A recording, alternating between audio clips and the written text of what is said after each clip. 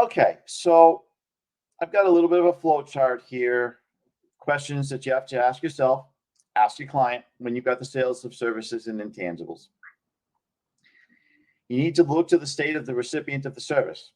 Does the recipient state use economic benefit to determine sourcing the sale? If the answer is yes, then it's taxable there.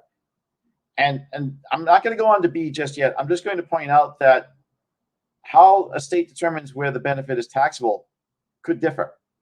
And I know I've seen some examples out there with, say, like call centers or warranty services, or states might come to a different conclusion based upon who they consider to be the ultimate beneficiary of the service.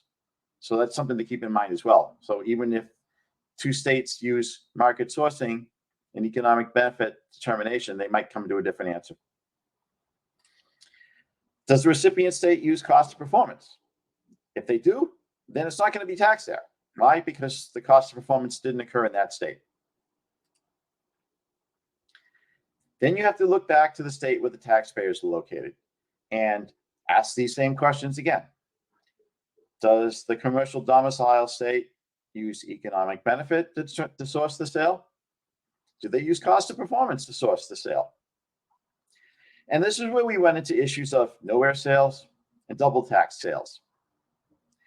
And what I typically use in circumstances like this is I use spreadsheets. I really do. You have to look at, and you almost have to have the client fill in portions of it using their sales reporting and their methodology for determining the cost of performance. List out the employees, where are the employees, who do the employees work on. Do one spreadsheet for cost of performance, and then come up with sales apportionment percentages for cost of performance. Then do another spreadsheet. Look at the destination sales. Do a list of each state where your customers are located and determine which of those states utilize market sourcing. And even then, do you have nexus? Do you have physical nexus? This is where you have an overlap, and it gets really, really complicated. I can't stress that enough. Spreadsheets are your friend here, and you have to use them religiously. So again, we talk about services being taxed in a source state and a destination state, neither at all. Remember, throwback rules, they may still apply.